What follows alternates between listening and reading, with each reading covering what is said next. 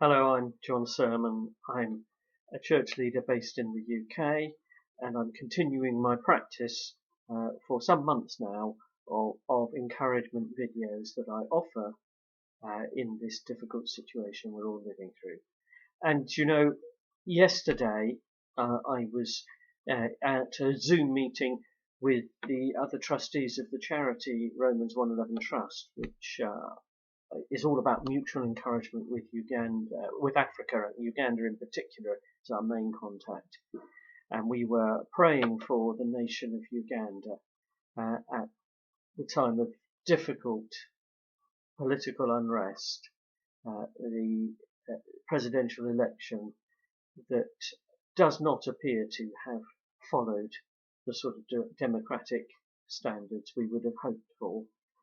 And I was aware that the challenger, Bobby Wine, uh, who is very popular amongst the youth in particular, I recently saw his uh, Sky News interview and was really impressed with him.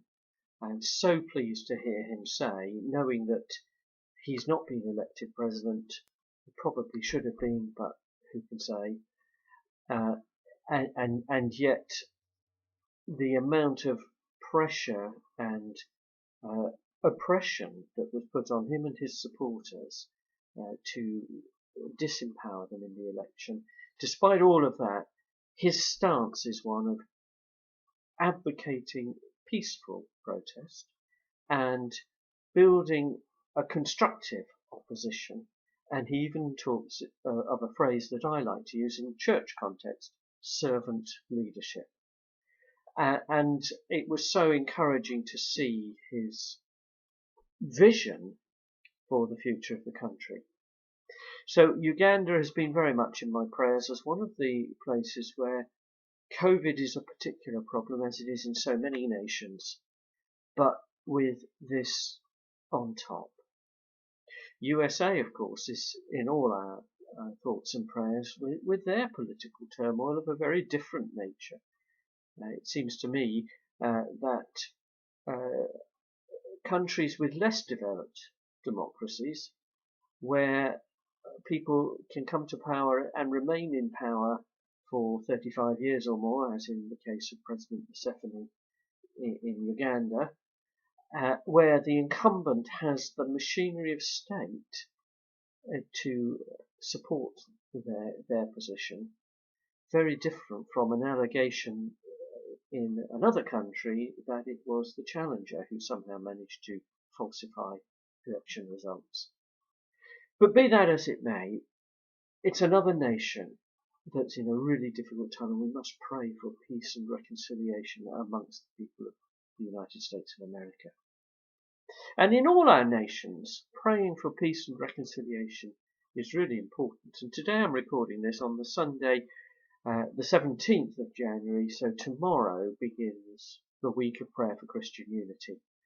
And we in our church, amongst many others all across the land, will be engaging with churches of different denominations and traditions in joint worship and prayer together, because the fact is that Christians are those who have come into relationship with God through Jesus Christ, are followers of Jesus Christ, disciples of Jesus Christ. We have so much in common, and our minor differences in how we prefer to worship, actually, I think some of them pale into insignificance compared to the different ways I might lead worship on one Sunday or another.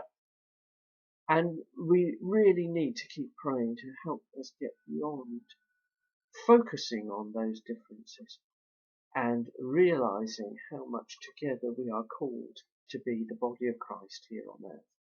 And there's a good reason for that, because we as church, and I know not all of you are engaged in the church, and maybe you're wondering, should you? And should you explore faith? And I do pray and hope that you will. But even if you're not, those of us who are already part of the church, together we are part of the body of Christ, not separately, not one denomination and not another, but together we are the body of Christ on earth. And that's important, because we have a role, Christians have a role to be part of the encouragement to everyone in this difficult time. And it's my prayer that those of you, whether you already know Jesus Christ or not, that you will realize that there's a spiritual side to life, that actually God's love is coming to the fore even in these difficult circumstances. God bless you.